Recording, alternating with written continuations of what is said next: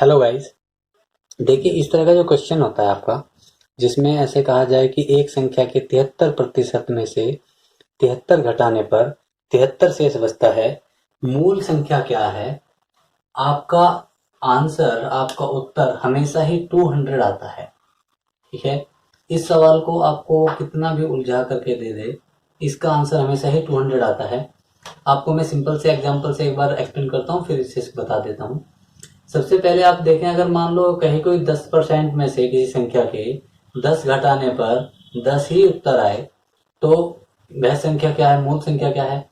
तो सिंपल सी बात है, हमने कहा कि x का 10% यानी x upon 100 minus 10 is equal to कितना, 10। ठीक है, तो x अपॉन 10 ये आपका हो गया। ठीक है, तो x अपॉन 10 मतलब आपका बन गया, इधर भी अपॉन में 10 करने के लिए कितना हो जाएगा, ऊपर 100 हो गया। ठीक है, नीचे आपका 10 हो गया। तो x minus 100 is equal to आपका 10 इंटू 10, आपका इधर भी आपका 100 हो जाएगा। ये समझ में आया? अगर ये समझ में नहीं आया तो मैं एक छोटी सी लाइन एक्स्ट्रा बढ़ानी पड़ेगी, आपको समझ में आ जाएगी अच्छे से। तो आपका आप ऐसे समझ सकते हैं कि x minus 100 upon 10 is equal to 10 upon 1, और ये क्रॉस मल्टीप्लाई। अब आपका x minus 100 is equal to आपका 100 हो गया, x इज इक्वल टू आपका आ गया 200। तो इस तरह से आपका 200 आ गया। ठीक है, 73% वाले में आपको मैं सिंपल सीधा सीधा समझा देता हूँ कि अगर मान लो वह मूल संख्या 200 ही है, तो 200 का 73% कितना, 146 हो गया। ठीक है, अपॉन में 100 आएगा, 2 जीरो से 2 जीरो कैंसिल हो जाएंगे, 73 जा 73 टू जा 146, माइनस अगर 73 ही करते हैं तो आंसर आपका 73 आ जाता है। ठीक है, तो ये आसान सी बात है। इसमें आपको 37% कहे, 36% कहे, 93% कहे, कुछ भी परसेंट कहे, उतने ही अगर जितने परसेंट बोला उसी परसेंट में से वही संख्या माइनस कराने पर उतना ही संख्या बचे, तो सीधी सी बात है आपका आंसर आता है 200। इसी तरह का एक क्वेश्चन और बनता है जिसका सिंपल सा आंसर आपको मिल सकता है। जैसे अगर हम कहें कि एक संख्या के एक संख्या के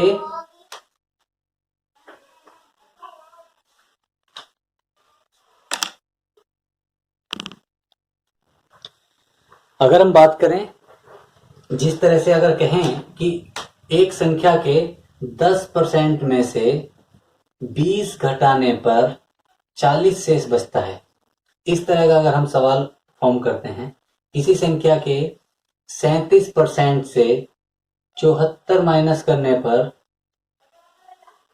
ठीक है, 148 बचता है, इस तरह का अगर आप सवाल मिल जाता है आपको और आप उसका आंसर निकालना चाह रहे हैं, तो सीधी सी संख्या आएगी आपकी 600। ठीक है, 600 आपका आंसर आ जाएगा। इस तरह से सिंपल से मेथड पे समझते हैं। अगर आपको कहे कि किसी संख्या के 10% से, ठीक है, 10% मतलब ये अपॉन 100 हो गया, में से 20 माइनस करने पर आपका 40 शेष बचता है। आसान समझ लेते हैं पहले, जीरो से जीरो कैंसिल, अपॉन में 10 करने के लिए यहाँ पे 200 अपॉन 10 हो जाएगा, यहाँ पे 400 अपॉन 10 हो जाएगा। ठीक है, अब आप अपॉन का 100 माइनस ये हटा सकते हैं।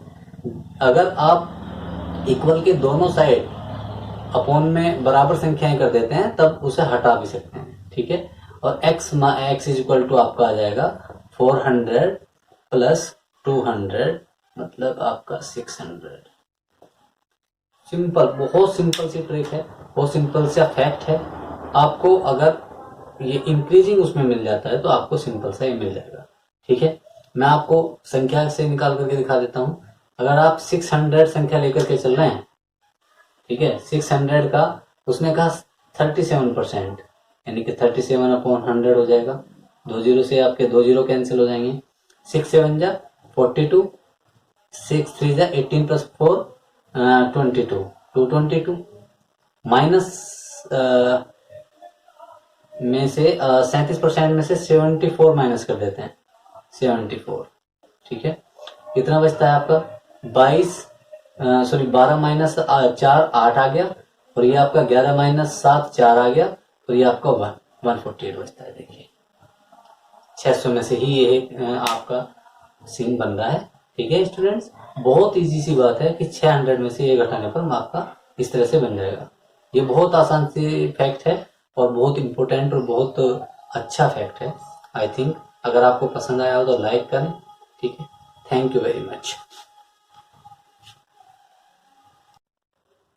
हाय गाइस, देखिए इस तरह के जो प्रतिशत वाले सवाल होते हैं जिनमें ऐसे क्वेश्चन पूछा जाता है कि एक विक्रेता किसी वस्तु के विक्रय मूल्य पर पहले इतने प्रतिशत छूट देता है, बाद में इतने प्रतिशत लाभ कमाता है, कुल सौदे में उसे लाभ या हानि कितना हुआ, लाभ या हानि हुआ तो वो कितना हुआ। ठीक है, तो इस तरह के क्वेश्चंस में अगर दोनों चीजें एक जैसी दी हुई हो कि पहले जो छूट दे रहा है वह भी उतने ही प्रतिशत हो जितनी बाद में उसने लाभ कमाया है, तो ऐसे क्वेश्चंस में सीधी सी बात है 100% आपका हानि होगा। ऐसे सौदों में हमेशा हानि ही होती है। ठीक है, मैं आपको एक सिंपल एग्जांपल के थ्रू समझाऊंगा अभी, और इसको कैसे करते हैं वो भी बताते हैं। अगर हम पहले ये लें कि 10% का उसे पहले उसने छूट दी और 10% उसने बाद में लाभ कमाया, तो सिंपल सी बात है उसे 1% की हानि हो जाएगी। ठीक है, कैसे हो जाएगी, देखिए 100 रुपये विक्रेता ने, मान लो विक्रय मूल्य 100 रुपये है, विक्रेता ने इस पे 10% की छूट दी, तब उसका जो मूल्य बना वो आपका हो गया 10 रुपये की छूट देने के बाद 100 माइनस 10 मतलब 90 रुपये। अब 90 रुपये पर उसने 10% की छूट, 10% लाभ कमाया, यानी कि 9 रुपये। वस्तु का जो विक्रय मूल्य बना वो बना 99 रुपये। ठीक है, 99 रुपये। अब उसे 1% की क्या हो गई, हानि हो गई। ठीक है, जो विक्रय मूल्य था वस्तु का वो 99 रुपये हो गया, जो कि 100 रुपये होना था। ठीक है, इसी तरह से अगर आप 10% करते हैं, 10% लेते हैं तो 10% पे इतना हो गया। अगर आप 2.5% ले रहे हैं तो उसके लिए सिंपल सी क्या ट्रिक है, देखिए अगर 10% पे 1% बनता है तो सीधी सी बात है कि 10% से नीचे वाली जो प्रतिशतता रहेगी उस पे हमेशा 1% से कम ही आएगा। तो आप ऐसे देख सकते हैं कि 2.5% का जो स्क्वायर होता है, जैसे 10 का स्क्वायर 100 होता है। ठीक है, 100 का मतलब 1 बना, तो इस यहाँ 2.5% का स्क्वायर कितना बनेगा भाई, 25 का स्क्वायर कितना होता है 625। ठीक है, और 2 डिजिट्स के बाद ये 6.5% बन रहा है। ठीक है, लेकिन 6.5% नहीं बनेगा, वो बनेगा 0.625%, 0.0625% इतना। ठीक है, क्योंकि हमने देखा था कि अगर 10% तो गुणा 10% था तो आपको 100 आया, तो आप इसे 100 से डिवाइड कर दिए तो आपका 1% बना। ठीक है, यहाँ अगर आप 6.25 को 100 से डिवाइड करते हैं तो 2 डिजिट्स इधर चला जाएगा डेसिमल, और तब आपका यहाँ पे एक जीरो आने के बाद तब यहाँ पे आपका 6.25% आएगा। ओके स्टूडेंट्स, ये बहुत इजी सा एक टर्म होता है, इसे आसानी से समझ सकते हैं आप लोग। ठीक है, थैंक यू वेरी मच।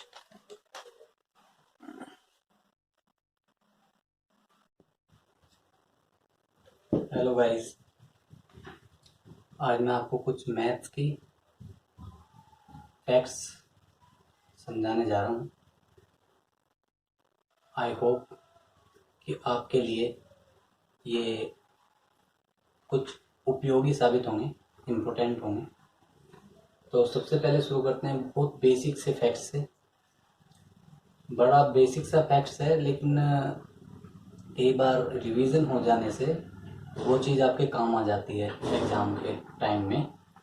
तो जैसा कि आप लोग शायद जानते होंगे कि 5 × 5 अगर हम करते हैं तो वो आपका 25 आता है। ऐसे ही अगर आप जिन नंबर्स के बाद में 5 आता है उनका स्क्वायर करें तो उसके लिए सिंपल सी ट्रिक होती है कि 5 5 या 25 कर दीजिएगा बाद में। ठीक है, बाद के 2 डिजिट्स की मल्टीप्लाई करके 25, और जैसे यहाँ पे 1 1 दोनों में रहेगा तो 1 की मल्टीप्लाई अगले नेक्स्ट नंबर से, यानी 1 2 जा 2 ऐसे कर दीजिएगा। एक बार एक्सप्लेन में आपको बड़े नंबर से कर देता हूँ। मान लो आपने कहा 75 का स्क्वायर, यानी कि मल्टीप्लाई किससे करना है, 75 से करना है। 5 5 जा 25 होते हैं, सीधा 2 डिजिट नंबर लिखेंगे।